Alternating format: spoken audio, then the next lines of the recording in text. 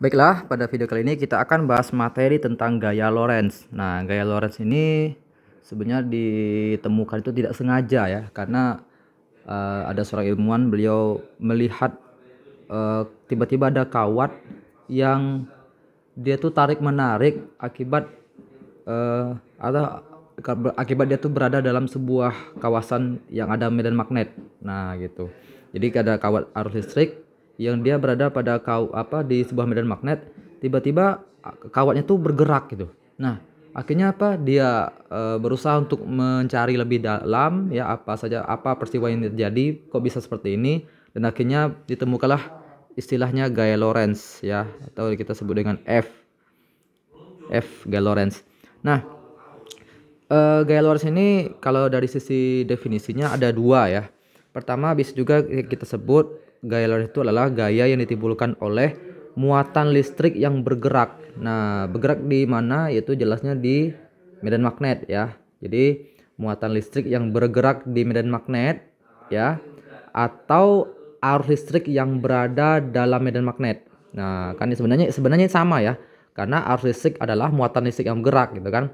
Nah, kalau seandainya yang di soal itu diketahui langsung muatan listriknya sebesar berapa kolom gitu, maka kita gunakan rumus yang ini.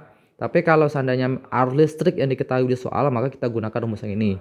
Nah, dia simpel seperti itu ya. Jadi kalau di buku-buku fisika yang kalian miliki, rumus F itu adalah B dikali Q dikali V ya. B itu medan magnet ya, ini dia medan magnet. Q itu adalah muatan listrik, V itulah kecepatan magnet muatan itu bergerak ya. Kalau F itu gaya Lorentz ya, satuannya tentu Newton, kita sudah belajar di kelas 10 ya. Kemudian kalau rumus yang kedua, B medan magnet, I adalah arus listrik yang mengalir, L adalah panjang kawatnya. Nah, jadi seperti itu ya. Satuannya harus meter. Kalau belum meter, kalian ganti dulu menjadi meter ya. Nah, kita fokus bahas dua rumus ini saja dulu ya. Contoh soalnya seperti apa? Baik.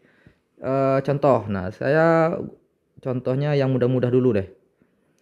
Misalnya ada sebuah muatan listrik nih. Nah, ini ada sebuah muatan listrik yang lagi bergerak. Nah, ya. Q-nya sebesar 1 kolom misalnya gitu ya. Nah, bergerak dengan kecepatan 2 meter per sekon. Dan si muatan ini berada dalam kawasan medan magnet sebesar berapa ya? 20 Tesla misalnya. Oke. Pertanyaannya adalah berapakah gaya Lorentz yang terjadi pada peristiwa ini, gayanya. Nah, maka kalau seperti ini simpel sekali ya. Maka langsung kita masukkan angkanya, B dikali Q dikali V. Ya. Nah, B-nya 20 Tesla, Q-nya 1 kolom, V-nya 2. Maka jawabannya lah 40 Newton, ya 20 Newton saja. Oke, seperti itu. Nah, ini yang simpel-simpel dulu ya. Nanti baru kita masuk contoh soal yang agak rumit dikit. Nah, seperti itu. Bagaimana dengan yang lainnya? Oke, sekarang contoh yang kedua. Misalnya ada sebuah kawat itu kan, ada sebuah kawat panjangnya L-nya sama dengan 2 meter itu. Nanti kita aliri arus listrik I-nya sebesar 4 ampere ya.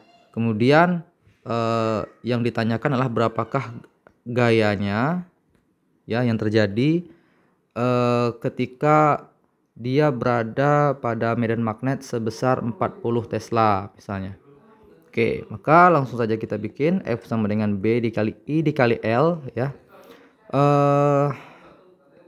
Anggaplah kita tuh pengen carinya di sekitar mana ya, di sini ya, misalnya di titik ini, di titik A misalnya. Di titik A ini nilai B-nya 40 Tesla gitu ya, sama juga dengan ini tadi.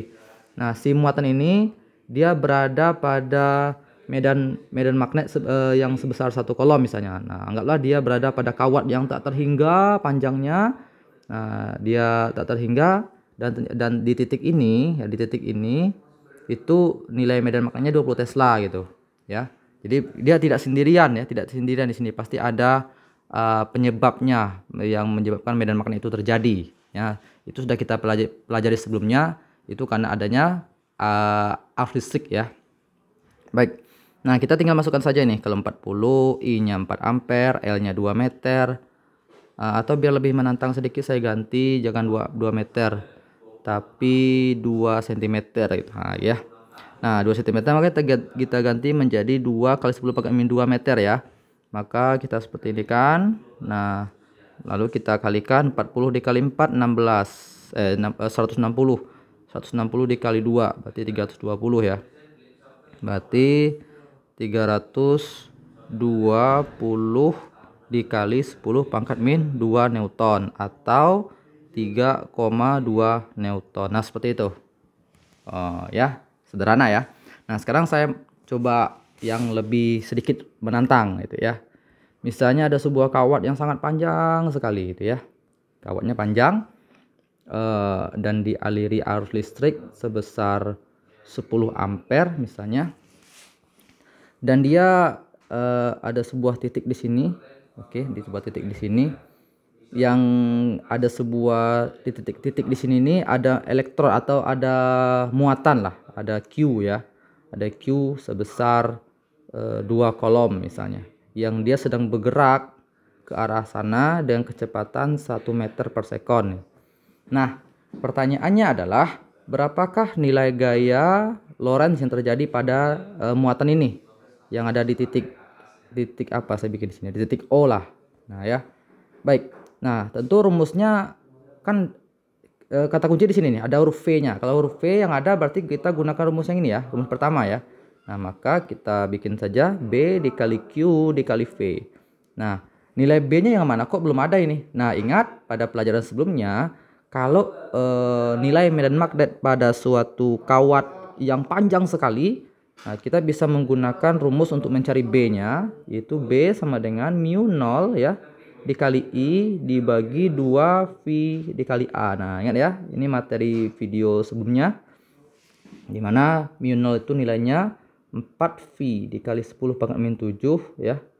Nilai I nya 10 ampere. Nah, kita cari saja dulu dibagi 2V ya dikali A. A itu adalah jarak. Nah, jarak dari sini ke sini ini dari sini saya anggap kita bikin 1 mm saja biar mudah ya.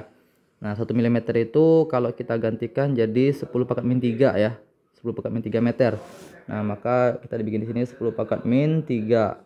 Nah, baru kita coret, ini jadi 2 ya, ini jadi 2. Kemudian ini tetap 10. Jadi 2 dikali 10 20 dibagi 1 tetap 20 dikali 10 pangkat min 7 dikurang min 3. Min 7 dikurang min 3 berarti min 7 ditambah 3 berarti min 4 ya. Nah, min 4 Tesla. Nah, sudah dapat B-nya, barulah kita masukkan ke rumus yang ini gitu. Jadi 20 dikali 10 pangkat min 4, Q-nya berapa? Ini dia 2 kolom ya. V-nya berapa? 1.